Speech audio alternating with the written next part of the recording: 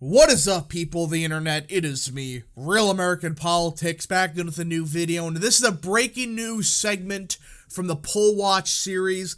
That is right, folks, we have a breaking poll coming right from the Keystone State, aka Pennsylvania, from the one truly great pollster in America, Richard Barris. The governorship race, very close, and the Senate race, tightening by the second. Today, folks, we're going to be doing a deep dive into this poll from the best pollster in America, showing you how the candidates look, how the races look, how the crosstabs are, etc.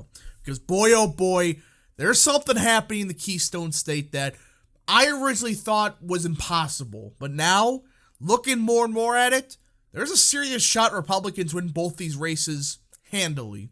Now, before I forget, of course, I hope you enjoy these type of videos.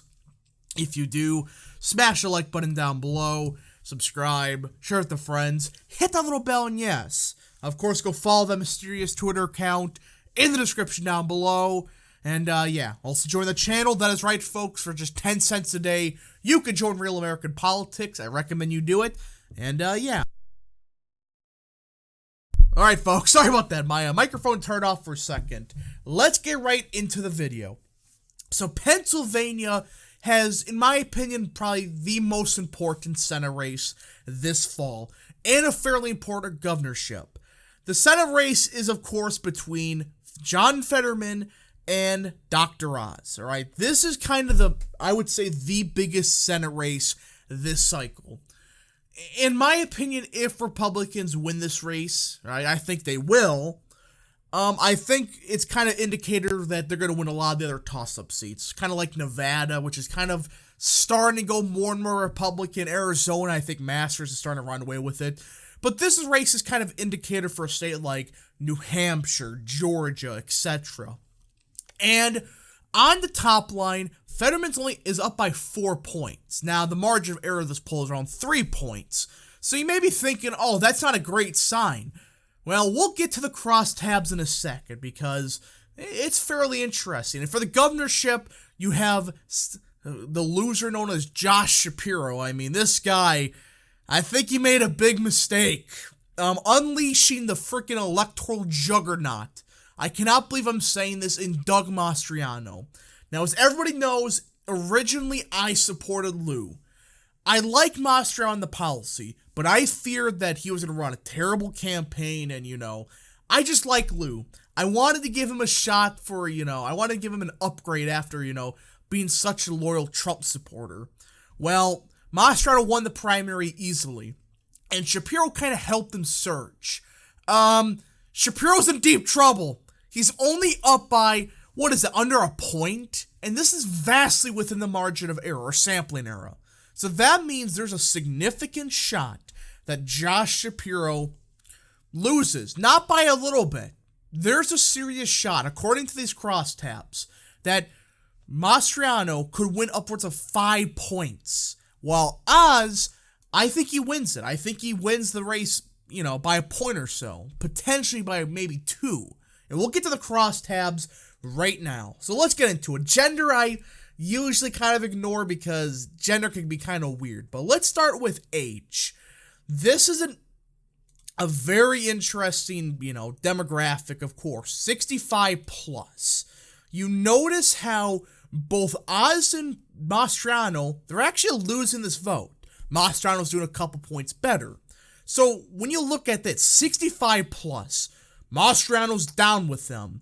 Usually that's a bad sign for Republicans if they're down with them. But here's the catch. Look what voters Republicans are doing better with. It's 45 to 64, that working age population, that older but working age population. And 30 to 44, yes, they're losing it, but compared to, 2020, this is a movement. There is some movement with this age group compared to 2020. And of course, Mastriano is doing way better with 30 to 44. I mean, in general, he's doing better with pretty much every age group, which is a good sign for Mastriano. And you look at the remaining, undecided voters in Pennsylvania by age. This is younger voters, but this is the catch. That doesn't necessarily mean that's going to be favorable to Shapiro or Fetterman. It depends who these younger voters are. And let's go by race. I want to show you what I mean by that. All right, so race. So for the governorship, essentially, there's a big chunk of undecideds that are black, but the vast majority of undecided voters remaining are white Caucasian voters. There's some Hispanic undecideds, some Asians. As for the Senate race, very similar deal. It's mostly Hispanics, I should say blacks and whites, but there actually is a larger chunk of Hispanic voters that are undecided. And you look at this here. Look at this. Mehmet Oz is doing significantly better with Hispanics. That's kind of shocking. Also doing better with Asians. But his struggle is, of course, with the white Caucasian vote. The question is why? This is something that a lot of people kind of saw a mile away. What's the problem? Look at Party, all right? Let's just look at Party here. So, this is what's happening. That's really the problem for Oz. His problem is he is struggling with those working class Trump voters. That's his problem. Now, the Republican vote, you look here, they're basically the same. In fact, Mastriano's up by a couple points, obviously. But look at the independent vote. This is a vote group that in Pennsylvania, I wouldn't say they're necessarily independent, right? They're more, Trump Democrat voters. That's what it means by independent voters. And you look at this, Mastriano's up by 17 with them. Oz is tied with them. That's kind of the issue that Oz is having right now. And there, of course, is a lot of undecided Republican voters. These voters are going to favor Republicans vastly. But you see here, the independent vote share in the Senate race, there's a lot of undecideds compared to the governorship. As for Democrats, they're pretty much all decided. So this is another indicator that Republicans, they have room to grow. And that's why I think Mastriano pulls it off by a couple points now. I mean, look at this. There's still 10% undecided Republicans. And there's still a chunk of independents that are undecided. More independents than Democrats. That's a sign that Shapiro, these remaining votes, they're not going to be favorable to him. I mean, a plurality of the votes are from Republican voters. And you can look at, education. This is probably the best example of what I'm talking about. So, education.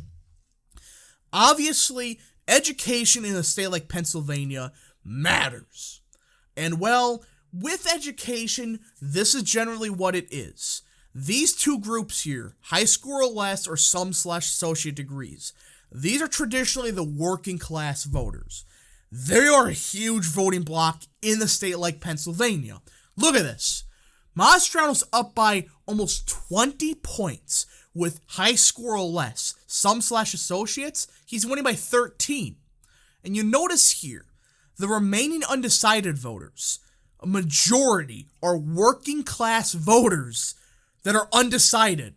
And these voters tend to always break for the Republicans. There's basically no advanced degree voters left that are undecided or four-year degrees. There's some, but they're not enough to give Shapiro a huge step forward. And for the Senate race, kind of the same deal. You look at this, Fetterman's capped. He's completely capped with those advanced degree voters. And he's doing a bit worse than Shapiro is with four-year degrees. He's going to underperform that group. But you look at the working class vote. That is where Fetterman, is making this race a bit wider than it really is. He's doing better with working class voters compared to Shapiro. And that's his problem. That's the reason Oz doesn't have a lead here. The reason he's not getting that working class vote. These voters, they love Mastriano. They're just skeptical of Oz. But end of the day, you could keep going. End of the day, these voters, they're going to break for... Oh, hold on. Here we go. They're going to break for Shapiro. Or I should say, these Mastriano voters are going to break for Oz. I mean, look at this.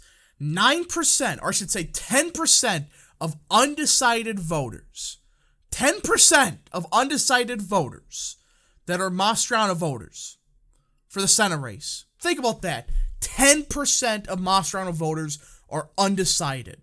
And the undecided voters in the governorship race, they're breaking overwhelmingly for Oz.